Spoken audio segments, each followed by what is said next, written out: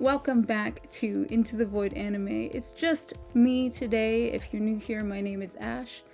I don't really do this kind of video style. It's a little weird just being by myself. Well, my dog's here too. So if you enjoy it, please let me know down in the comments because otherwise I probably won't do another one of these. I don't know, I might not, I don't know. Either way, today we're just hanging out. It's just a chill hangout. One-on-one. Either way, I went and saw Demon Slayer.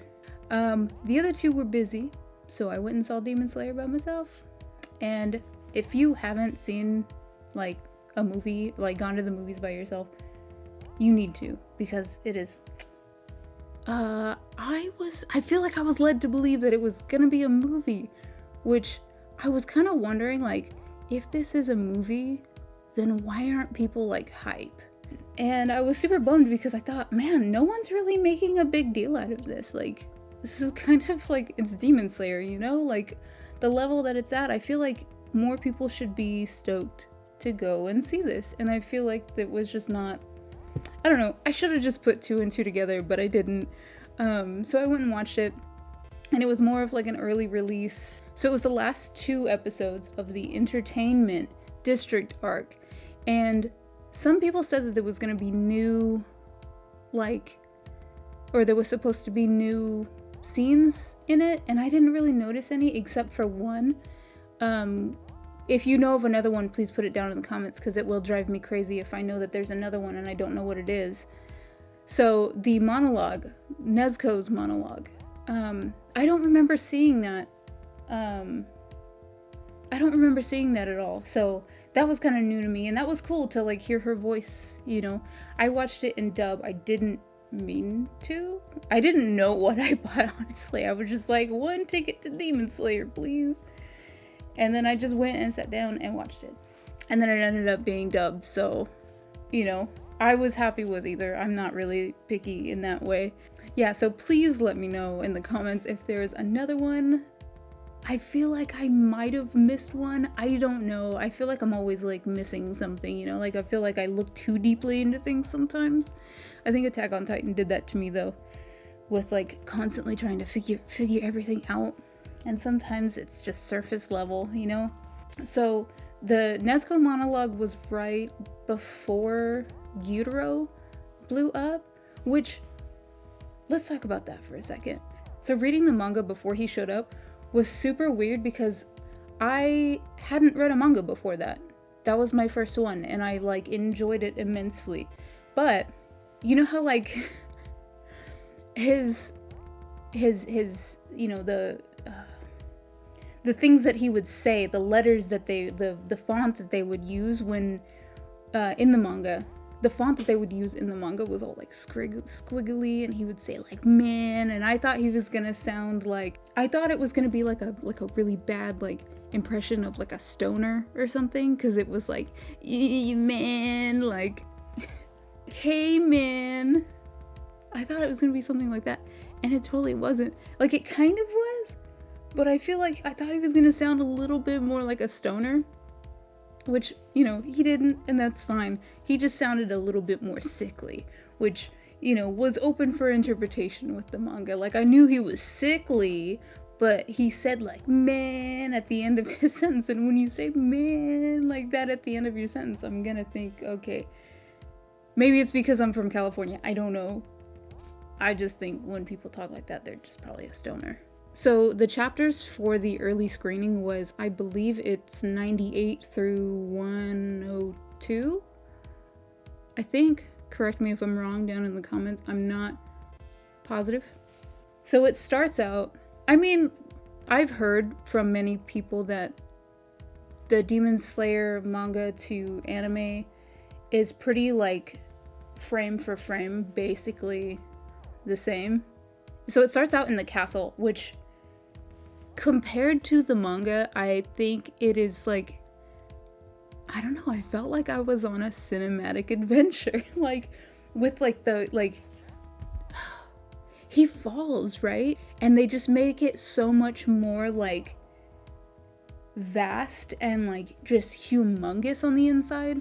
So like when he's falling, he sees like this huge like mansion like just in the middle of it all, which is like crazy because like you would kind of think that Muzan would live somewhere that's like super hidden, so it kind of makes sense, but like just to have that added like little touch to it was like beautiful. I love that because it's like it's already so complex. Like how do you even get there without like having the confidence enough to fall and know you're not gonna die, because that's the only way Akaza saw it. So we get to the Infinity Castle and we get Doma. We get all the upper moons, and then we finally get the reveal of Kokushibo, the number 1 upper moon. And honestly, he is the reason why I even read the manga at all, because I saw, you know, like what we do, it's really hard to dodge spoilers sometimes, especially like on Instagram and just being just as an individual, someone who watches YouTube a lot, and anime is gonna come up on the algorithm. That's just how it is. And so I can't just turn my blinders on to everything, even though I wish I could. But anyway, so I saw Kokushibo, and his eyes, you know, I thought that was crazy. And I saw the hair and I figured, wait, but that looked like Tanjiro's dad. And then I was like, oh my god, Tanjiro's dad's a demon. And then I was like, wait, like just figuring out all who that was, and not that it was just one single person, that it was actually 3 different people that I was like thinking were the same person. That was perfect. I love that, and that was the reason why I even read the manga, because I saw that face with all those eyes and I was like, that's it. I felt bad because I went into it telling everyone that I didn't read the manga, which was true, but then I went and read the manga and then everyone was like, no, and I was like, I'm only human. I have my curiosities. I am so excited. I'm so excited. I ended up reading the entire manga. I only meant to read from the Entertainment District arc, which was like episode like 3 or something at the time that I started reading it. I was only gonna read to the end of the arc, but then I ended up reading the entire thing, which kind of bummed people out, but I got too curious and I read the whole thing, and apologies.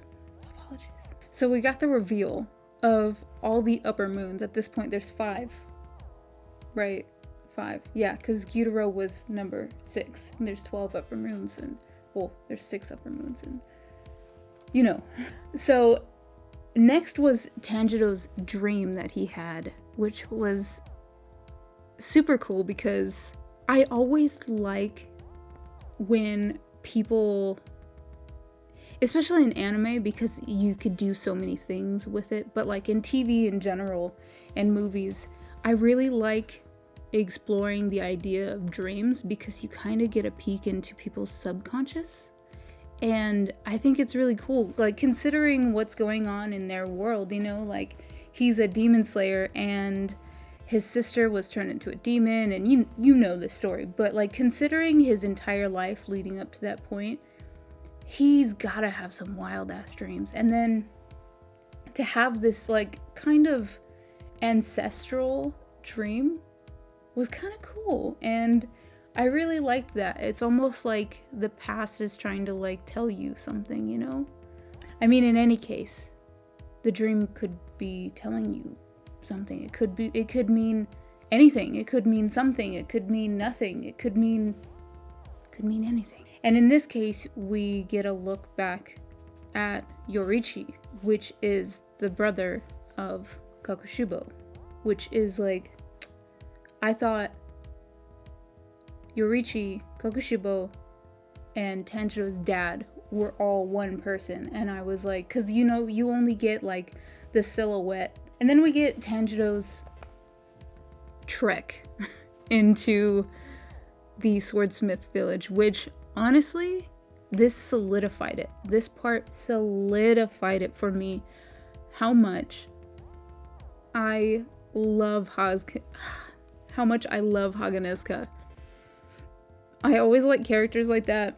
He's fucking batshit crazy, and what's not to like? Like, he's just like, it makes no sense, but all the sense in the world. Like, sometimes people are just oddballs, and it doesn't necessarily mean that all swordsmiths are gonna be like kind of kooky like he is. And I feel like that's what Tanjiro thought when he was walking in, that everyone was gonna be like on that level of intensity, which is kind of cool that everyone's like, no, he's kind of actually kind of weird. So either way, I thought that was cool that that's such a cool like part of the storyline, you know, because you never really get anything like that. You get to see where the swords are made, and it's in this like secret village where you have to like travel on someone's back and then like switch people and then travel on someone else's back and then also follow a crow, and like it's just cool. Like the level of mystery behind that is just like super intriguing to me, and like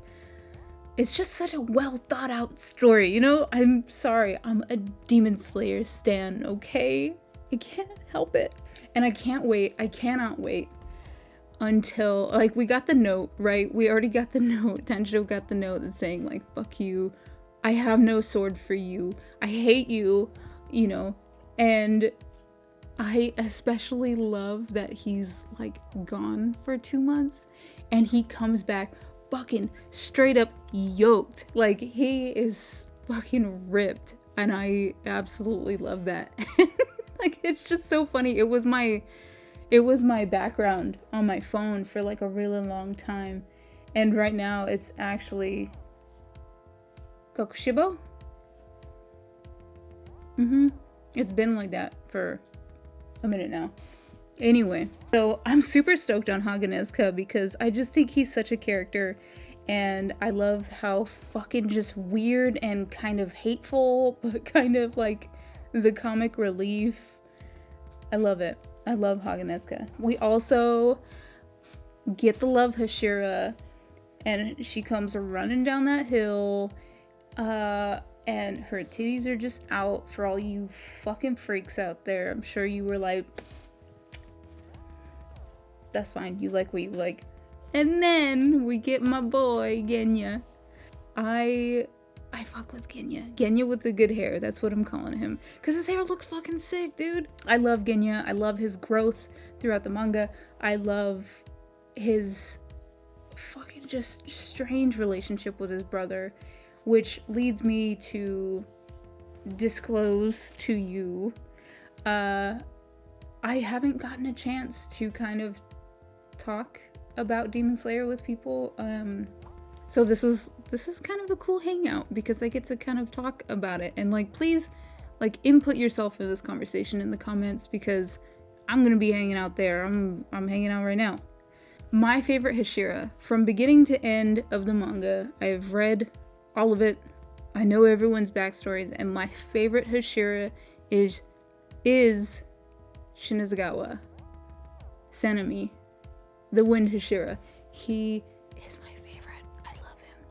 His complex relationship, his very tense relationship with his brother is very, it's relatable. Sometimes you have weird relationships with your siblings as you get older, and sometimes it takes a lot for you guys to like, sometimes I kind of get a little, you know, the characters that I get attached to oftentimes are characters that obviously that you can relate to. That's anyone really, that you could, you know, you attach yourself to these characters that you could see yourself in. And I tend to attach myself to characters that have had to harden themselves emotionally. So that's why I really like characters like Killua, like Shinazugawa, like Sanemi. I really love those kind of character arcs for those types of characters. So it makes sense. It makes sense, which I have a theory. Of which Hashira Joey is gonna like the most. And I know it in my heart and my soul which one he's gonna like. I think he's gonna like Tokido, the Mist Hashira. I think he's just gonna really like him. He's already like intrigued by how quickly he became a Hashira, And I think that's really cool. And I can't wait to see if I'm right, because I just feel it. And Mustache agreed with me, and Joey was not in the room. So he can't have any, like, you know, like, he can't have any, like,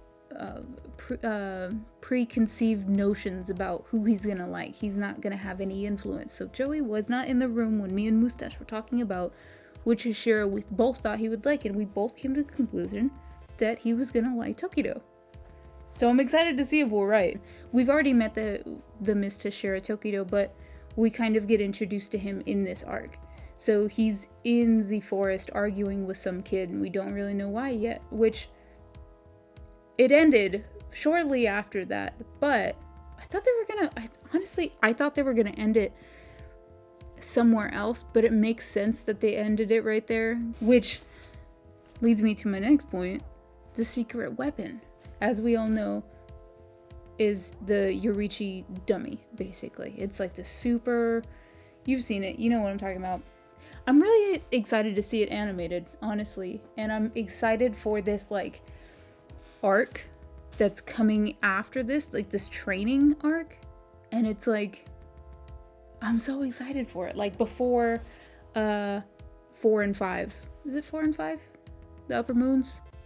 Is before they get there, when they're like training.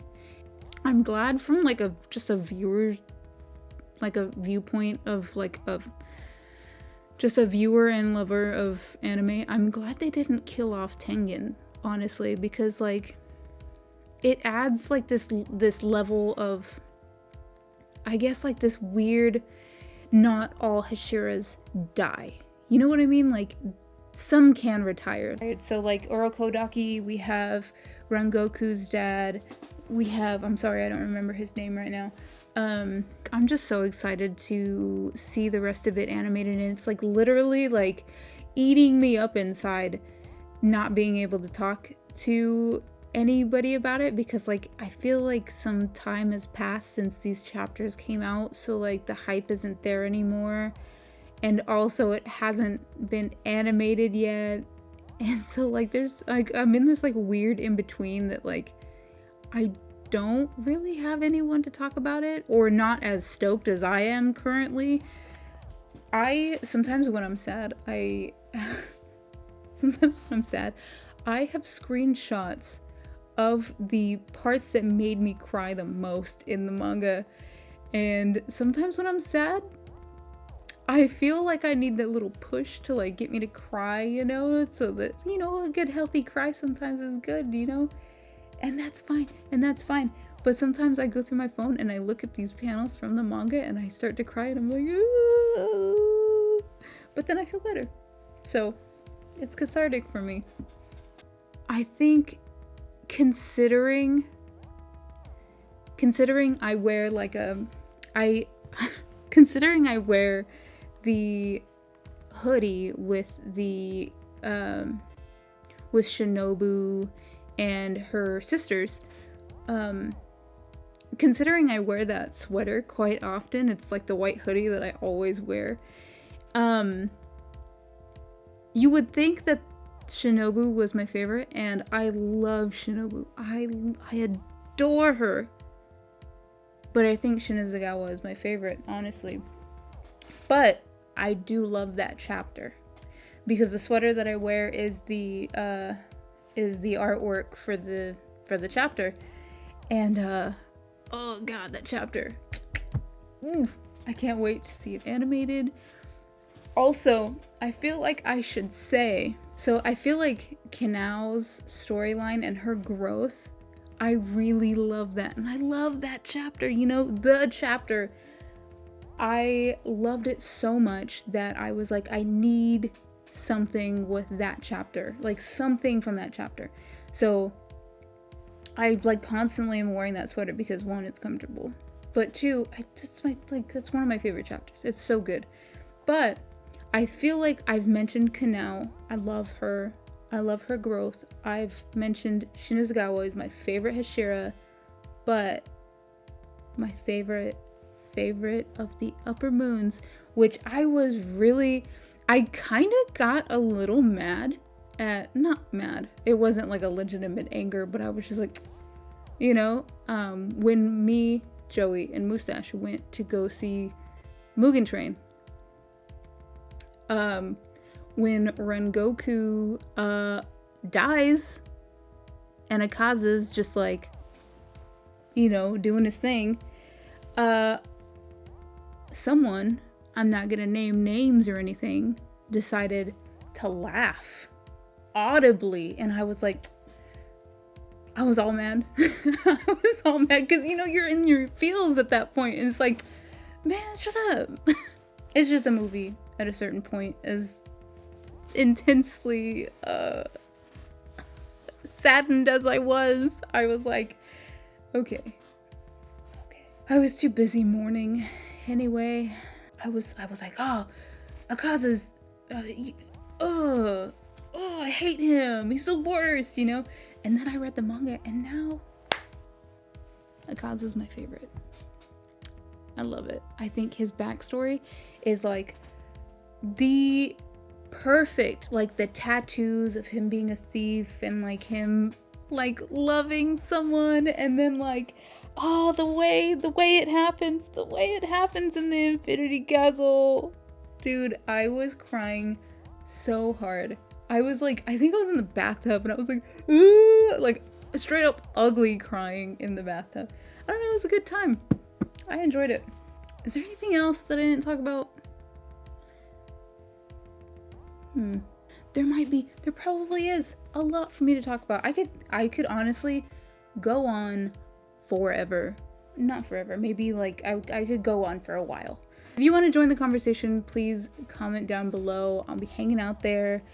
Thank you for hanging out with me today. If you enjoyed this style of video, I may or may not do more like this. I probably won't, but comment down below if you like this style of hangout, and I might do another one.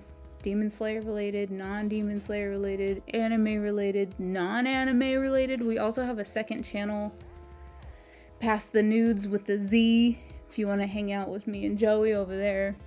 But that is it for today, so I will see you in the next one. Peace. World peace. World peace.